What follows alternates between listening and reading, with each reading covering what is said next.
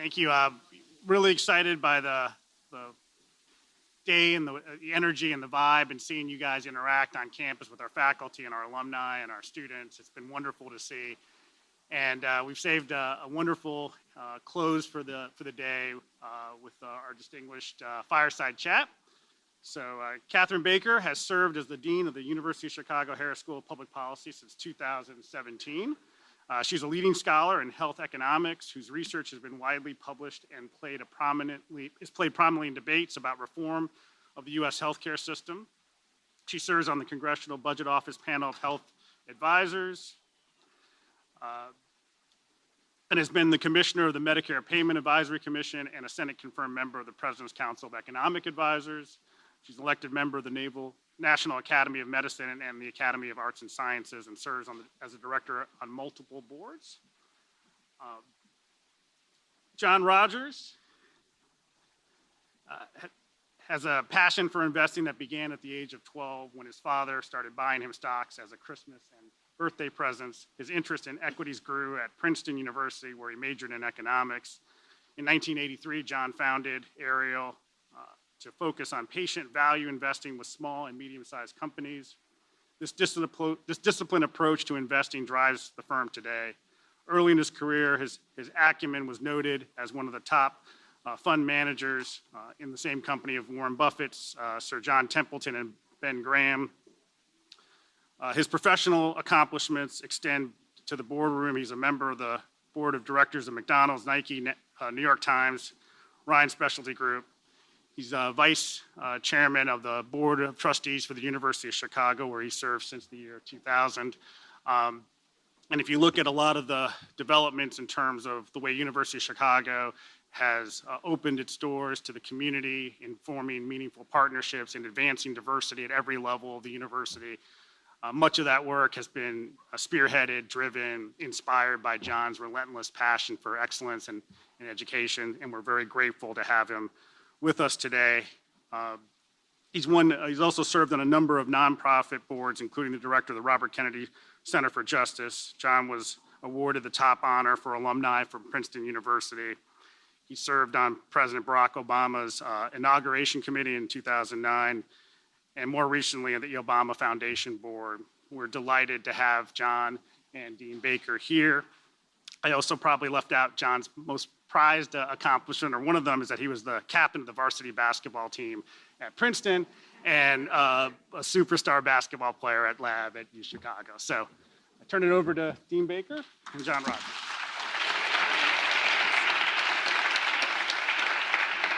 It is wonderful to see you all here, and I'm so excited to have the chance to talk with you about your career in investing, your work for our city and the U.S. and the world beyond, and the intersection of social entrepreneurship and social venture and public policy, which I know so many of our students and our community members are really interested in using a much broader set of tools than just traditional government tools to make a difference in our world, and you've clearly done that. So I'm really looking forward to the conversation, and I have a lot of questions, but I know you also have a lot of questions too. So I will keep it limited to make sure that there's plenty of time for audience questions. So please be thinking about those as we get started. You started Ariel when you were 24 years old, dare I say, perhaps younger than many of our current students, let alone all of our old administrators. Tell me, how did you make that leap? Well, thank you. It's just great to be here. I love being on campus, and I love the way this building has been renovated. It's extraordinary. But the leap that I made, I think I spent 2.5 years as a stockbroker, or what they call now a financial advisor at William Blair and Company. And it was a great place to train. William Blair still is the largest regional investment bank in Chicago. And they have everything from investment banking to private equity to hedge funds, venture capital. Back then, they just had everything. You got to learn all aspects of the business. And so I learned about money management and mutual funds while I was at William Blair. I was the first African-American professional they ever hired. And I made the leap because I had an investment strategy and philosophy that I really believed in, that I thought would make money for my clients, and we'd be able to outperform back then the S&P 500, because 40 years ago, you didn't have all these specialized indexes to compete against. You were just trying to outperform the broad market picking stocks. And our approach to being a value manager in small and mid-sized companies, we were confident was a winning strategy. And we were one of the early movers in investing in smaller, undervalued securities with kind of a Warren Buffett approach to that. And the second thing that was really helpful, growing up here in Chicago, we knew a lot of people. My parents, as you know, met at the law school here, and they were just the kind of folks that knew lots of people. And at the time, Chicago was the mecca for African-American entrepreneurs. And some of the greatest African-American entrepreneurs in history were on the south side of Chicago. George Johnson had created Afro Sheen and Ultra Sheen, which made hair care products for African-Americans. And John Johnson had created Ebony and Jet magazine, which were two iconic brands throughout the world. And so they were kind of role models of starting a company when you're at a young age. And you find a niche, you do something a little bit differently, start young, be the first African-American to try to do it. And that was the model, because you had these real role models, and they were also kind to me and gave me advice and counsel, and didn't discourage me from starting at age 24.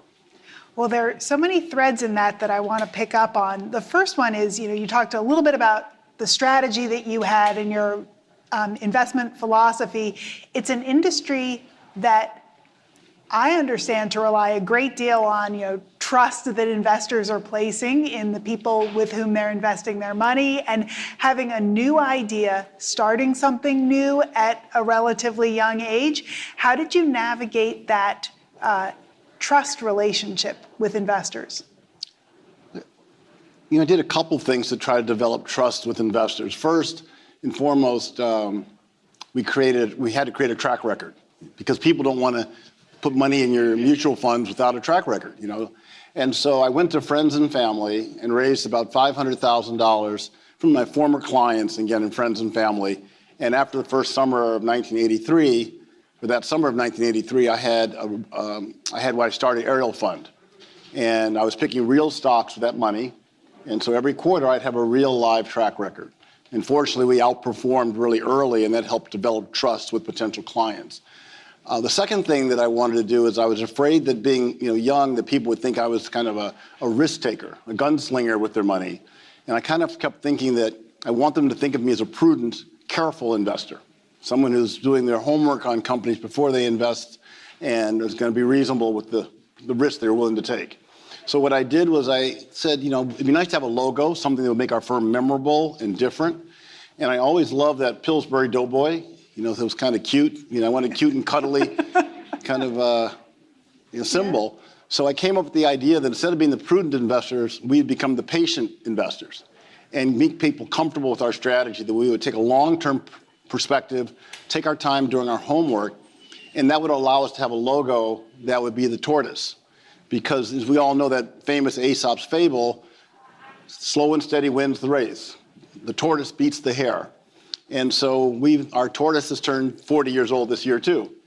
And it's so great that we still have that same theme. And I think it really did make people feel like, wow, they're going to be reasonable with our money. They're going to be careful with our money. They're going to think long term. And it allowed us to live our values through that symbolism. Well, your philosophy and your strategy obviously paid out incredibly well over time. I can't help but note that the crash of '87 happened very soon after you had founded Ariel. And how do you navigate really choppy waters in the world with a patient long-term strategy when the short term is looking kind of grim?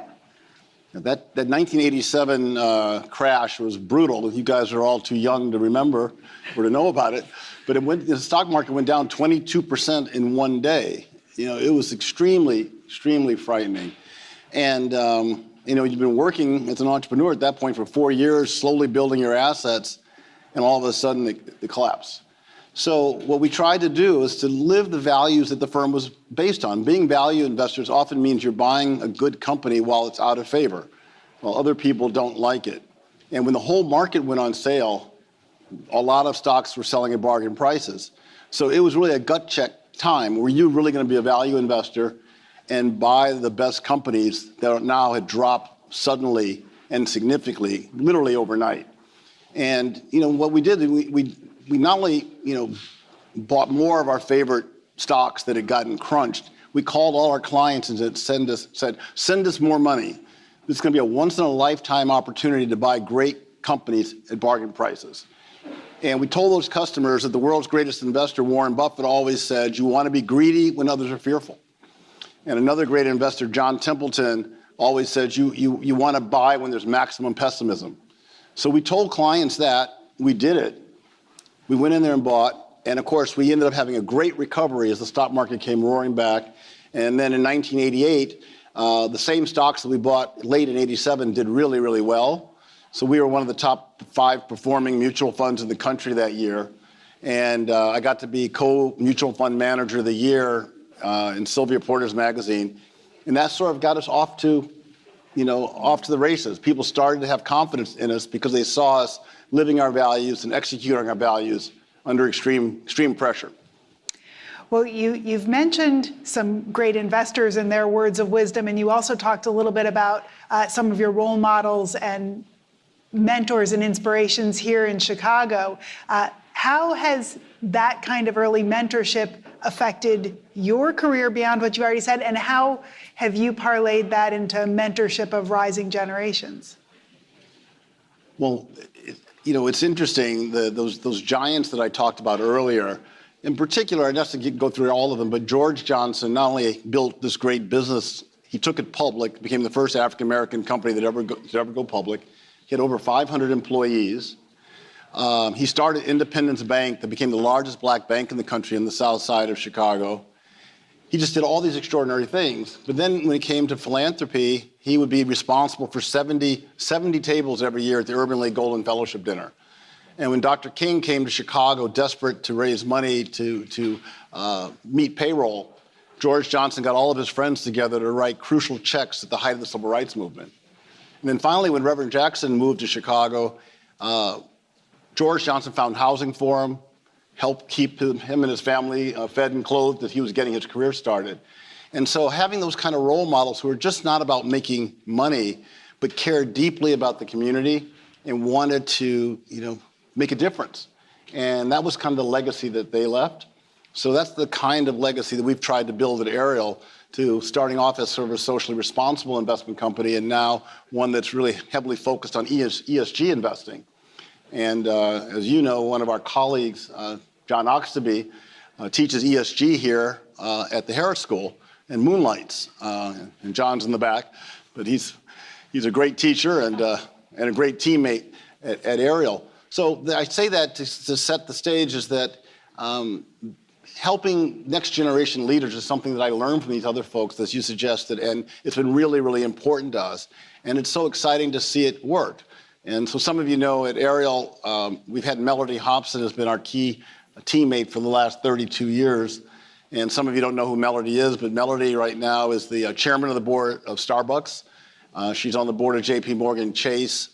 She used to be the chairman of DreamWorks Animation and been voted one of the top executives in the country many, many times, top women executives in the country, just been an extraordinary success story.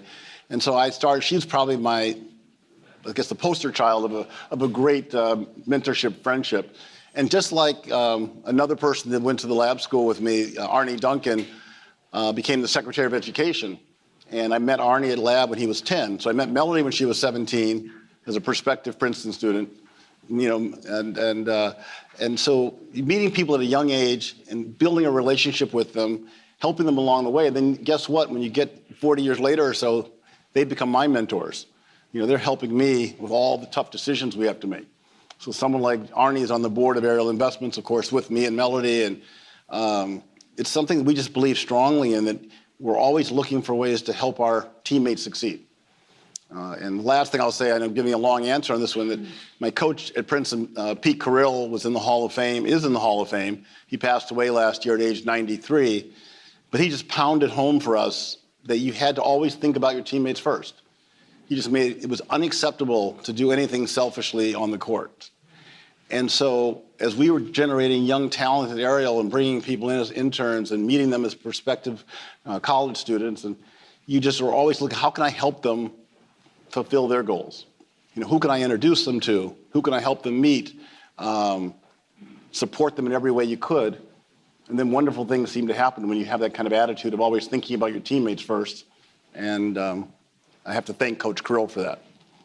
Well, it sounds like you've created a very supportive culture within Ariel. And I know there's a challenge for lots of businesses now in how to maintain and invest in supportive, collegial, productive corporate culture in a world where people are working more remotely and where new entrants to the labor force might have started working from home and never really had those kinds of mentoring relationships in person with people in the office. Are you finding that a struggle at all in the mid-post-COVID era? No, so far at Ariel, we ask people to be there Tuesday, Wednesday, and Thursday, but a lot of our teammates are working every single day. We have a couple of our teammates that are here today, and Benny and Kwa, and I don't know where they are, somewhere over in the corner. And Benny went to lab school, went to Princeton, and then Northwestern for business school, and he's here on Friday. He's coming everywhere with me as a part of us working together as an up-and-coming analyst for our team. So we always think it's good to be in person where you can do things together. Melody and I used to meet every Saturday morning for breakfast and then go to Rainbow Push and support Reverend Jackson and then go to the office and open up the mail and do work. I think it's important to be able to have that in-person relationship being built. And I think it's really hard for especially young people to build that kind of relationship and be a part of the culture of an organization if they're not there at least a couple days a week. I want to follow up on your points about investment in the community and the socially responsible investing in general, as well as the investment in infrastructure and community here in Chicago. Tell me a bit more about your work within and outside of Ariel in helping economic prosperity in Chicago. Well, helping on economic prosperity, it's a really good University of Chicago story because Bob Zimmer, the former president of the university and chancellor, really understood the importance of having a strong economy here in Chicago, and one that was very inclusive. So the University of Chicago created a program about a dozen years ago called the Business Diversity Program, where they were committed to working with minority businesses in everything that the university spends money on. So it's using minority lawyers, minority accountants, consulting, advertising agencies, marketing agencies, money managers for the endowment, technology, just everything the university spends money on. And the idea that President Zimmer understood was that if they anchor institutions and local communities committed to working with minority businesses, one, it would make those institutions stronger because you'd be getting all this diverse talent and different perspectives, and that would be great for the university. But he also understood that entrepreneurs need customers. And if big anchor institutions like this only work with people they've always worked with before, well then minority folks never have a chance to have an opportunity to get a real opportunity to do business.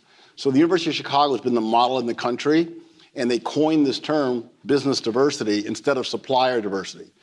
Because in the past, any anchor institution, a local community, local universities, they would typically use minority firms just for the construction, sometimes the janitorial services and the catering. Those are very important businesses. They provide jobs, they provide lots of income. It's very important. But we all know so much of our wealth and jobs in today's society come through technology, come through professional services, come through financial services. So we're hoping that the model here at the university will catch on. But the good news, I just came from a meeting with the Civic Committee of Chicago, which is our business leadership group that represents the 84 largest companies in Chicago. And they've created a business diversity initiative for the Civic Committee. So the idea is to get all the major corporations to follow in the University of Chicago's model and do business with people in everything that those big institutions spend money on, and those big corporations spend money on. So I think that's the way to make a difference. We care about this wealth gap that's getting worse and worse and worse in this country. We have to have a strong minority business community because it's all kinds of academic research that shows minority entrepreneurs hire more often than not minority employees. And so if you care about, again, the wealth gap, we have to have a stronger minority business community. So we've spent a lot of time on this at Ariel, and right now I'm chairing the SBA's Council on Underserved Communities, taking the UFC model nationally. During the Obama administration, I had the chance to chair his task force on financial literacy, because we created a small public school 25 years ago to teach kids about the stock market. So those are some of the things we're trying to do to make a dent in this wealth gap. But I have to say that so many other things come back to this Bob's leadership and the team that he put in place to create this concept that's really taking hold around the country to get people to do the right thing. And there's more interest now, of course, after George Floyd's murder.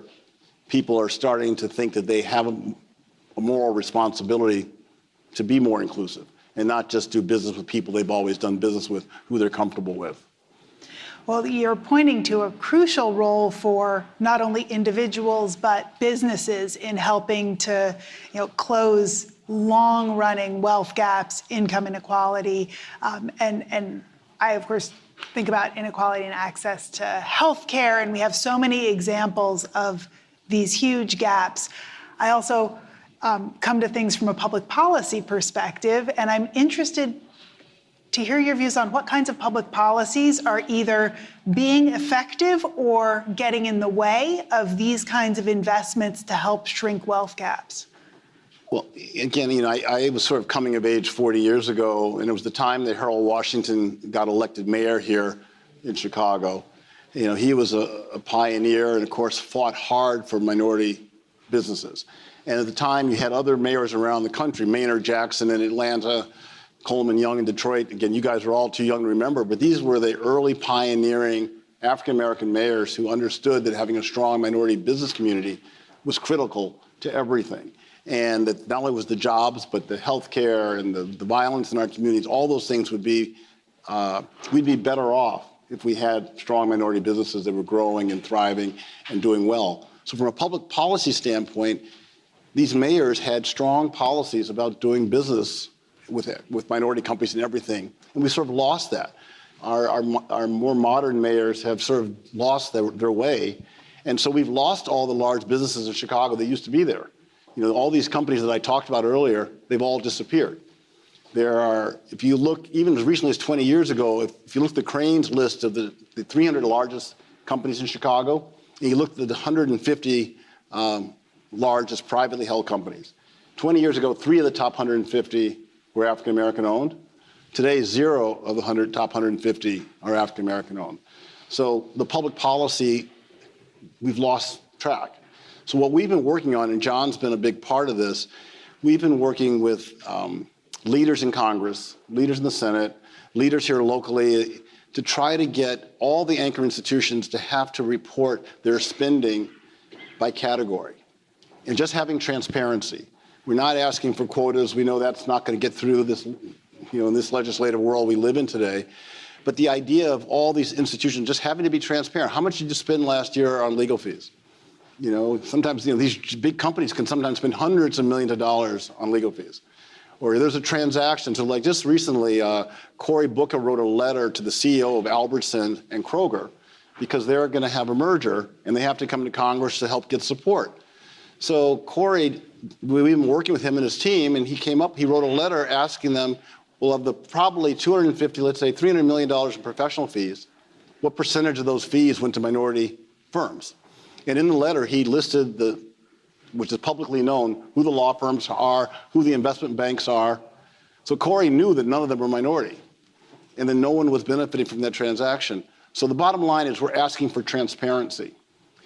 Anyone that's receiving government dollars, the anchor institutions that are in our local communities, forcing them to report out how they're spending that money.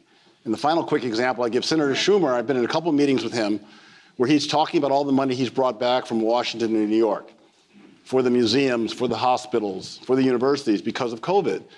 So I just raised my hand and I say, Senator Schumer, how much of those dollars are going to minority businesses? And you could say he had never thought about it. And again, from a public policy standpoint, he has the leverage to force those institutions that are receiving those dollars that are our money to just be transparent with how they spend the money. And so I think you're right on that we can do so much more by just asking people to be transparent. Well, and of course, you're speaking our language here at Harris in thinking about measuring things and having the data necessary to generate accountability and analysis. You don't. It's hard to do something when you don't know what the current baseline is or the effect of any policy you have because you don't have the right metrics. That clearly seems necessary. Do you think that's sufficient, or do you think that once we have good metrics of these things, there need to be incentives to drive behavior? I think it's hard to. I think, bottom line, I think transparency is really what works and what's possible. We have to do what's possible too. It's not getting any younger. And so one of the things I noticed, one of the things we learned here in Illinois, the Speaker of the House put together legislation to get all of the publicly traded companies in Illinois to be transparent around their boards of directors, because they couldn't get legislation through to have a quota of how many minority and women directors there should be. Well, sure enough, once those major companies had to be transparent, they started to fill the slots. So, for example, a few years ago, before the new legislation, Walgreens had no black directors. So within a year, Valerie Jarrett, your friend, our friend here, had been asked to join the board. Now, Valerie Jarrett is extraordinarily talented. She's one of the most brilliant leaders, that I've ever met in my life. But the transparency is what led her to the opportunity to be on the Walgreens board, where she's already making a contribution, helped bring Roz Brewer in, one of the few African-American female CEOs of a publicly traded company, to be the CEO of Walgreens. And it's that kind of thing that comes from transparency. So we think that really is the answer. And then finally, you hope you have board members who then, once they see the data, have the courage to push the management to do the right thing. But I also find most of the time, the management don't even know how bad it is. When they see that they spent, again, $200 million in legal fees last year and zero went to minority lawyers, then all of a sudden they start to feel like some responsibility around this. And many of their kids are pushing them on these issues and asking, what are you doing around diversity and inclusion? Are you being fair? And then when they see the data that shows that they haven't been fair, I think more often than not, right-leaning people who have the right values will do the right thing with the data. Those are great examples of the importance to individuals making decisions to be confronted with the reality of what they're actually currently doing, and the power of public embarrassment to drive, especially for public corporations who have not only stockholders, but the public crucible to face every day. Well, that is true, too, is if you have this information that's transparent, then when the corporate leaders or the hospital leaders or whoever have to go to Capitol Hill and testify to a House committee or a Senate committee, those staffs and those senators and congressional leaders can use that data to grill those executives and put pressure on them to do the right things. And then the civil rights leaders and community leaders see the data and they can put pressure also. And so you're exactly right, the data can bring change. Well, we have a lot of folks here who are relatively early on in their careers, whether they are prospective students or current students or faculty members, community members. What advice do you have for people who are looking to start a career that has this kind of impact on improving financial well-being of communities as well as making a mark in the business world? A couple things that I think about. One is I tell young people all the time, I wish I had known about Princeton's endowment when I got there. I think the best place to learn about making a difference in the world and at the same time learning about the investment world is working for a major endowment. University of Chicago has over a $10 billion endowment.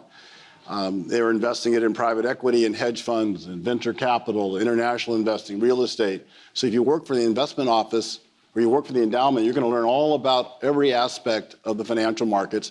And some of the top financial experts in the world will be coming, to Chicago to present their services and hope to get hired by the university. And at the same time, as the endowment grows, that means there's more and more resources to create more eminence here at the university, to be able to attract diverse students from all over the world with scholarship programs and all the different initiatives that we have for career paths and the like. So you're doing great work, and at the same time you're learning about investing, and those jobs pay really well. So I always tell people that's like a career path that many people just have never thought about. And if I had known about it when I was 22, 23, 24, that's probably what I would have ended up doing. And it's a really fulfilling career. The guy that ran the endowment at Yale has become like a legend, David Swinson, because they give him the credit for creating this immense endowment there through great skills of picking the right asset classes at the right time. So that's my favorite thing, a way to bring it all together.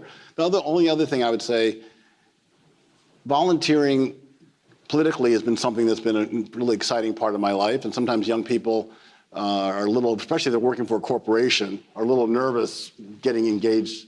But I think if you find someone you believe in, I was really lucky. I played basketball at Princeton with Craig Robinson, who's Michelle Obama's brother. And he ended up being the 4th leading scorer in Princeton's history. So Michelle was always the little sister of this great player who I was in awe of, And next thing you know, Brock is just the boyfriend of the little sister. And I've been so involved politically with Carol Moseley Braun when she ran for Senate and other campaigns along the way, Rich Daley's, that it was natural for me to be an early person to give Brock advice as he was thinking about his career path. And so many wonderful things happened because of it. I got to co-chair the inauguration. For the first 3 days after he was elected president, our offices were the temporary transition headquarters. So after the celebration in Grant Park, the next 3 days he was at Ariel, and he was forming the government. It was like the craziest thing. So I just tell people, getting involved politically, I know my friends like Valerie and Arnie who've done it, they've never second guessed it.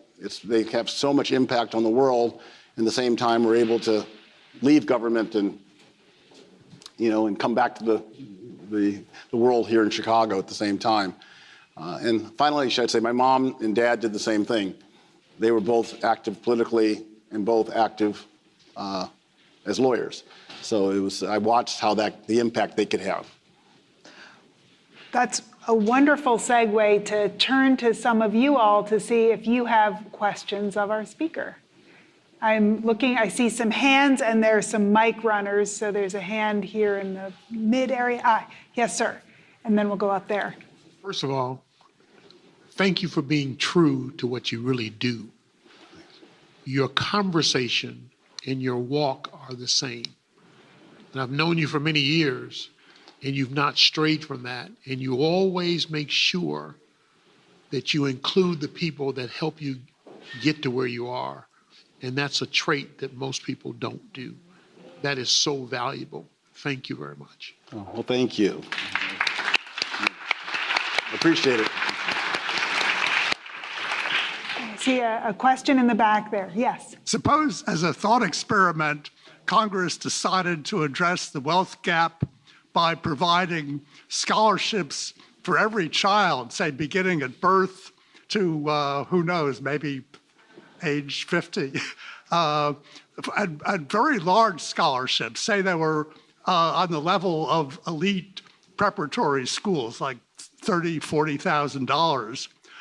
What role could investment funds like yours perform to select founders of school systems, not just single schools, but whole systems that would have merit and especially avoid the kind of fraud that has happened in the for-profit colleges? So how would that work? And how could shrewd, prudent, tortoise investment managers like you make it work? I have to say, and I don't know if the dean has thought about that. I don't have, I guess, enough knowledge to answer your question intelligently. I've been spending a lot of time through the work we did around financial literacy with the idea that every child born in America should get sometimes some states $500, $1,000 they put into a savings account and then have it invested for them throughout their careers. And then that would help develop dollars for them to help them in college and help get them prepared for the financial decisions they have to make when they graduate. So there's several really innovative programs. They're often called baby bonds. I think they should be called baby stocks and bonds because I think it's not the best idea just to invest in fixed income. And then some of the money can be invested in 529 programs, and where our funds are available in the Illinois 529 program for kids.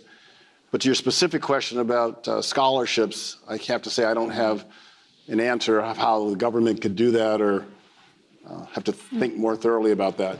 Well, what was the outcome of you mentioned earlier work that you did in promoting financial literacy. Was there any ex post analysis of how those participants fared?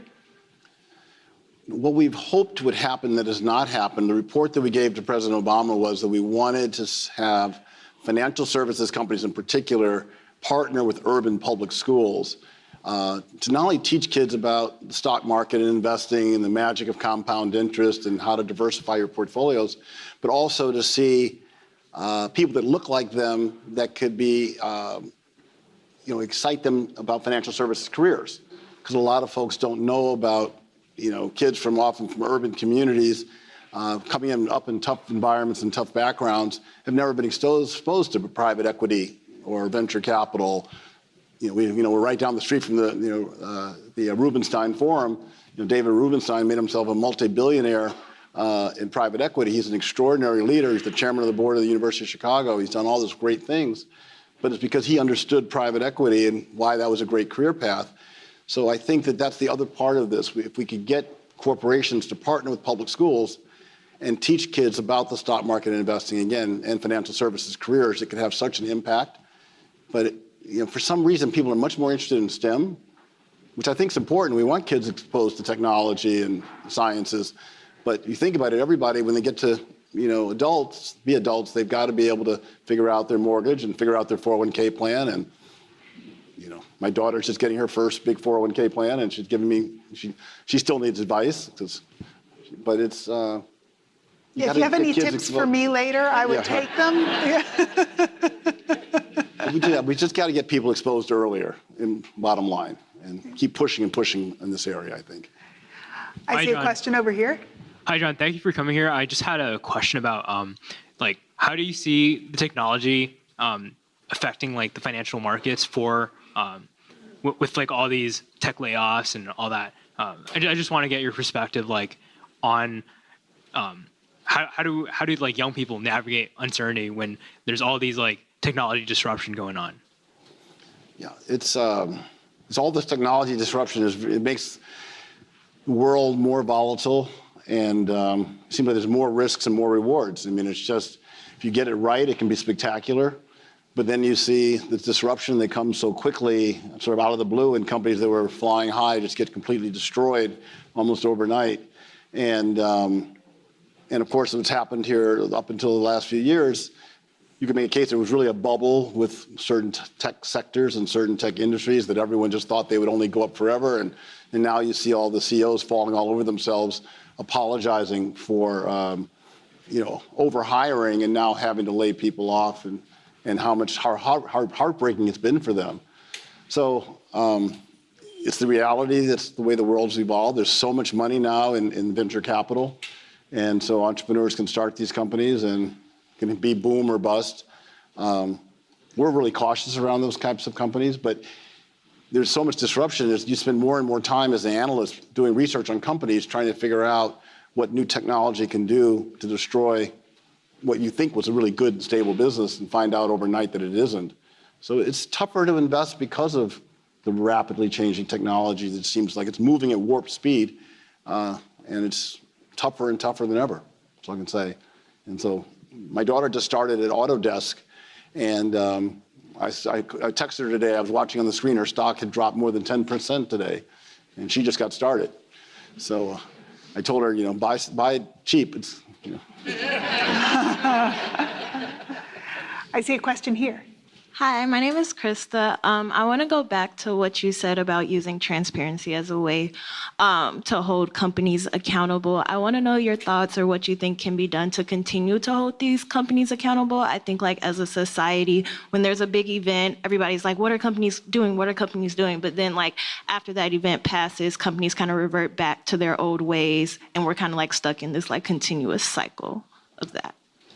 I think a couple ways. I mean, I touched on this a little bit earlier, But you think about when Maxine Waters was the chair of the Financial Services Committee, and Joyce Beatty from Ohio was the chairman of the Subcommittee on Diversity and Inclusion, they could force all the banks in the country that they oversaw to be transparent about how they spent their money. So I start with that to say, if you care about transparency, getting involved and getting elected officials into positions of power where they'll be willing to push and challenge these companies and these anchor institutions to do the right thing and be transparent. The power they have is just so extraordinary in our society today.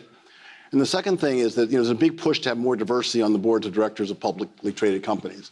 And at Ariel, we've been able to point over 55 times that we got a company to have their first diverse board member. That's really important.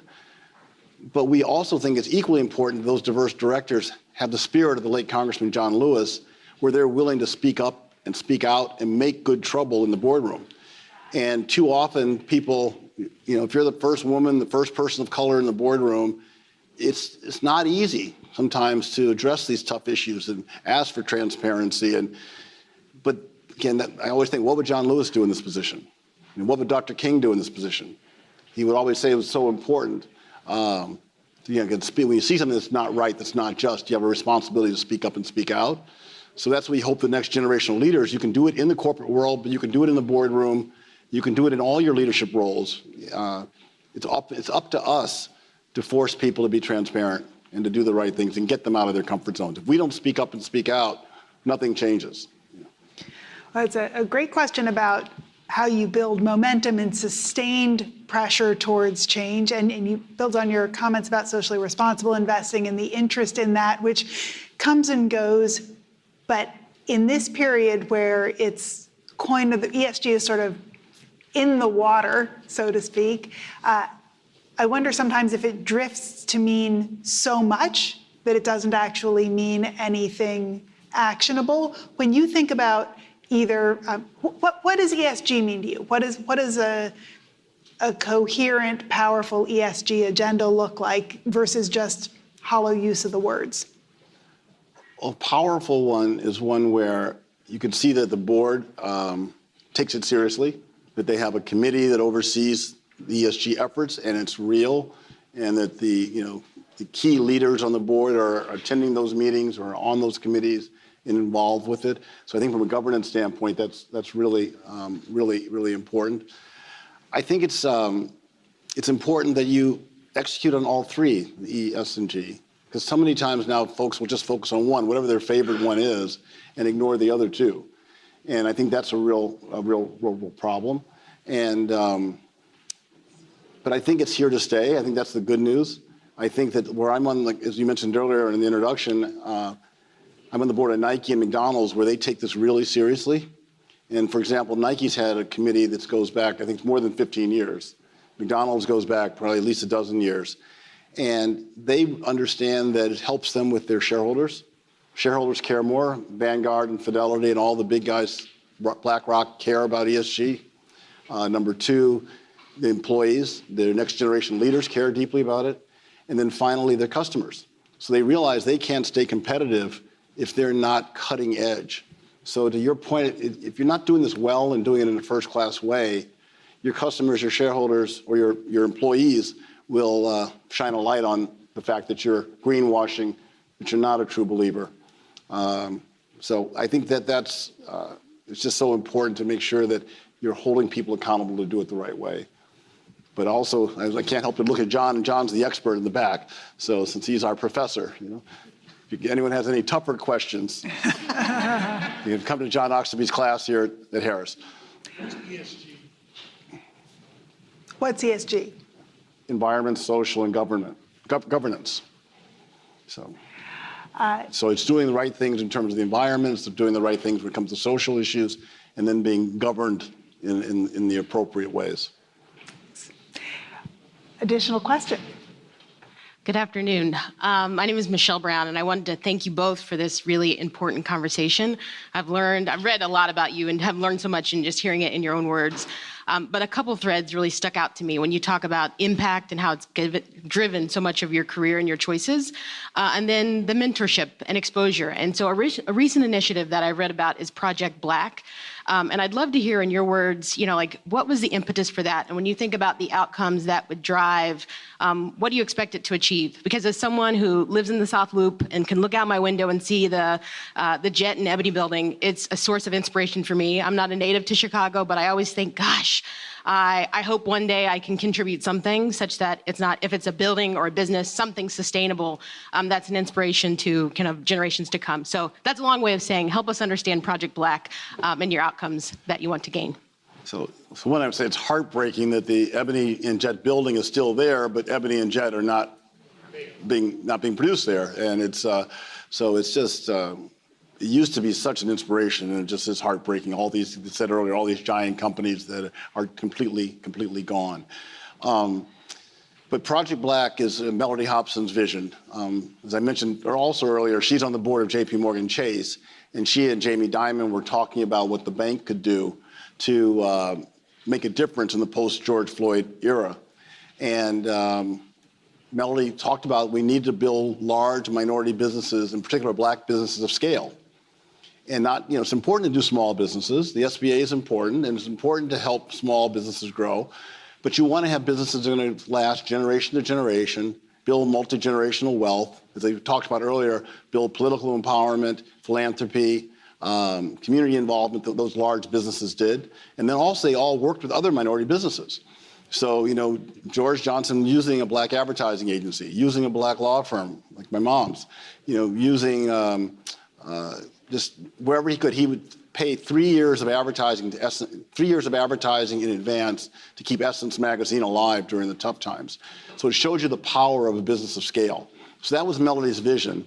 So we started a private equity fund called Project Black, and the idea is that we raised a little over $1 billion for this, and to be able to help buy large black-owned businesses and help them get to the next level of scale, or find a group of minority business leaders and help marry them in leadership roles in a company that maybe is being sold or a division is being sold, and then using our capital to help get that business to scale once it goes from majority hands to minority hands. And I have to say the model was borrowed from McDonald's. McDonald's has had several generations of very large, substantial black and brown businesses, making everything from croutons to sausages that have just been extraordinarily successful. Companies that have hundreds of millions in sales, hundreds if not thousands of employees, multi-generational wealth being created there. And McDonald's has been one of those stories that's been hidden. They're the best in the country by far at building businesses of scale. So that's what Project Black's hoping to do. And Melody, once she gets an idea, she's all in. So I have no doubt it's going to be successful, but it'll leave a real lasting legacy for Ariel and for our community and our country.